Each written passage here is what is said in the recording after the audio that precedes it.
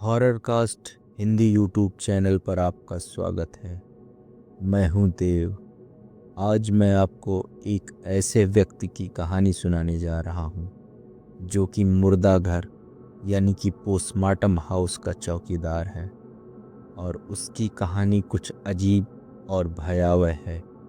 लेकिन कहानी शुरू करने से पहले आपसे अनुरोध है कि चैनल को सब्सक्राइब कर लें, ईयरफोन लगा लें और खिड़की दरवाजे बंद कर लें, क्योंकि अब समय हो चुका है हॉरर कास्ट का। मेरा नाम रघुवीर यादव है। मैं पिछले 15 सालों से शिवपुर सिविल अस्पताल में चौकीदार हूँ। वैसे दिन में तो मैं अस्पताल के बाहर की ड्यूटी करता हूँ, लेकिन रात में मेरी जिम्मेदारी हो मुर्दा घर की। ये वही जगह है जहाँ दिन में काफ़ी चहल पहल रहती है, पर रात में केवल सन्नाटा, बासी फार्मलिन की गंध, एक टॉर्च, मैं और मेरा रेडियो। लोगों ने कहा, रघु उस पुराने मुर्दा घर की चौकीदारी छोड़ दे।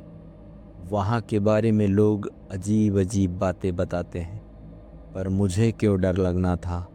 लाशें तो उठती नहीं, पर उस रात मैंने जो देखा, जिस पे यकीन कर पाना मुश्किल था। वो दिसंबर की ठंडी रात थी।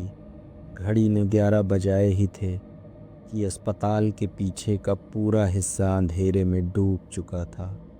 मैं अपने छोटे से कमरे में बैठकर चाय की चुस्की ले रहा था और रेडियो पर पुराने गाने सुन रहा था। अचानक रेडियो से सरसराहट की आवाज़ होने लगी, जैसे सिग्नल चला सा गया हो। बिजली गई नहीं थी, लेकिन माहौल कुछ अजीब सा लगने लगा। मैंने टॉर्च उठाई और बाहर की तरफ टॉर्च को मारा। मुर्दा घर के गलियारे में जैसे कोई परछाई सी हिल रही थी। मैंने आवाज़ लगाई, कौन है वहाँ? कोई जवाब नहीं। टॉर्च की रोशनी आगे बढ़ी तो बस एक नीली चप्पल दिखाई दी, जो दरवाजे के पास उल्टी पड़ी थी। मैंने पैर से उसे सीधा किया ही था कि पीछे से एक औरत की फुसफुसाने की आवाज़ आई, रघुवीर, दरवाज़ा मत खोलना। मैंने टॉर्च पलटकर घुमाई, पर कोई नहीं। हवा ने मानो अपनी रफ्तार बढ़ा दी हो। मैं तुरंत अपने कमरे की तरफ भागा और कमरे का दरवाज़ा बंद किया। फिर उस बात को सोचकर पूरी रात मुझे नींद नहीं आई। अगली रात करीब 11:30 बजे एक एम्बुलेंस आकर रुकी। सायरन बंद हुआ। उसमें से 2 लोग उतरे।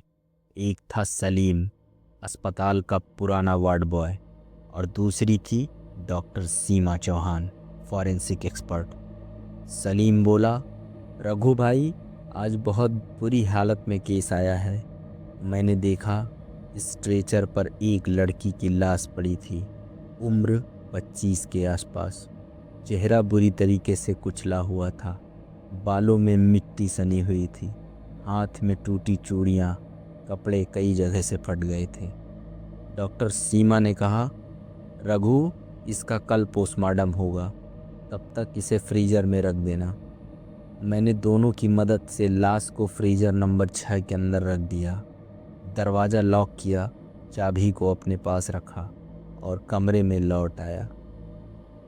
मुझे हल्की नींद लगी ही थी कि अचानक रात के करीब 2 बजे तेज आवाज़ें आने लगी, जैसे फ्रीज़र रूम का दरवाज़ा कोई खोलना चाह रहा हो।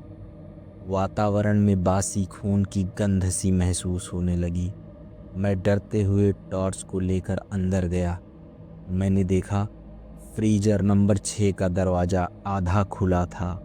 मैंने झांक कर देखा तो फ्रीजर खाली था। अंदर लाश नहीं थी। मेरा कलेजा धक्क से हो गया। मैं दौड़ते हुए कमरे की तरफ भागा, रेडियो बंद किया और फ़ोन निकालकर सलीम को फ़ोन करने लगा, लेकिन मोबाइल का सिग्नल अचानक से गायब हो गया। मैं फ़ोन लेकर ग्राउंड से होते हुए मेन गेट की तरफ भागा और गेट के पास गार्ड रूम में खुद को बंद कर लिया। और सलीम को फिर से फ़ोन लगाने लगा। 3 रिंग बजने के बाद सलीम ने फ़ोन उठाया। मैंने कहा, सलीम कहाँ हो? वो लाश गायब है। फ्रीज़र कैसे खाली है? सलीम बोला, रघु भाई मजाक मत करो, मैं अपने घर पर हूँ। मोबाइल पर बात करते हुए मैंने टार्च की रोशनी में दोबारा देखने की कोशिश की, तो जैसे फर्श पर ताजे गीले पैरों के निशान जो गलियारे से बाहर की तरफ जा रहे थे साफ दिखाई देने लगे। मेरा तो डर के मारे गला सूख चुका था। किसी तरह मैंने गार्ड रूम में जाकर अपना सवेरा किया। फिर मैंने बिल्डिंग का दरवाज़ा खोला। हिम्मत करके फ्रीज़र खोल कर देखा तो सब कुछ सामान्य हो चुका था, जैसे कि कुछ हुआ ही ना हो। आज सुबह उस लाश का पोस्टमार्टम होना था, तो सुबह डॉक्टर सीमा समय से आ गई थी। मैंने हिम्मत करके उनको रात की सारी बात बताई, पर वो हंसने लगी और बोली, रघु तो शायद डर गया होगा। फिर मैंने मैम से कहा, मैम सीसीटीवी चेक कर लीजिए, आपको यकीन हो जाएगा। फुटेज चलाया गया। रात के करीब 2:12 पर फ्रीज़र का दरवाज़ा खुद खुलता है। अंदर से वही लड़की बाहर निकलती है और धीरे धीरे कैमरे के पास आती जाती है, और जैसे ही उसका चेहरा कैमरे के करीब आता है स्क्रीन ब्लैक हो जाती है। डॉक्टर सीमा का चेहरा सफ़ेद पड़ गया। वो बोली, रघु ये लड़की सोनम मिश्रा थी। 2 दिन पहले यही नर्स के तौर पर हॉस्पिटल में काम कर रही थी। मुझे एकदम से एक झटका लगा। मैंने कहा, पर मैडम उसकी लाश तो कल आई थी। उन्होंने कहा, हाँ, पर रिपोर्ट में लिखा है 2 दिन पुरानी। उस रात डॉक्टर सीमा ने कहा, रघु आज हम दोनों यहीं रुकेंगे और लाश की सच्चाई का पता करेंगे। हम दोनों मुर्दा घर में टॉर्च, कैमरा और रिकॉर्डर लेकर बैठ गए। घड़ी में 12:45 हुए थे। सन्नाटा इतना गहरा था कि घड़ी की टिक टिक भी डरावनी लग रही थी। जैसे ही घड़ी में 2:12 हुए, अचानक हवा चलने लगी, बल्ब झूलने लगा, फ्रीज़र का दरवाज़ा ठक ठक की आवाज़ें करने लगा। मैं और डॉक्टर सीमा एक दूसरे की तरफ देखने लगे। मैंने कैमरा फ्रीज़र रूम की तरफ घुमाया तो देखा गलियारे के आखिर में एक औरत की परछाई दिख रही थी। सफ़ेद गाउन, बाल चेहरे पर और पैर खून से सना हुआ था। मैंने डॉक्टर से कहा, मैम वो रही। जैसे ही डॉक्टर सीमा ने टार्च घुमाई वो गायब हो गई। हम दोनों सांस रोककर खड़े हो गए थे। फिर सीमा के पीछे से वही फुसफुसाहट आई, दरवाज़ा मत खोलना। सीमा ने जल्दी से पलट कर देखा तो वो औरत उसके ठीक पीछे खड़ी थी। यह देखकर सीमा को चक्कर सा आ जाता है और वो वहीं गिर जाती है। जैसे तैसे मैं डॉक्टर को संभाल कर बाहर ले जाता हूँ। अगली सुबह जब सीमा को होश आया तो उसको तेज बुखार था। वो अस्पताल नहीं गई। मैंने अकेले सीसीटीवी फुटेज देखी। रात के 2:12 पर वही औरत आती है, फ्रीज़र खोलती है और बाहर निकलकर स्टोर रूम की पुरानी अलमारी में अपने खून से कुछ अजीब सा निशान बनाने लगती है। मुझे लगा वहाँ पर कुछ ज़रूर है।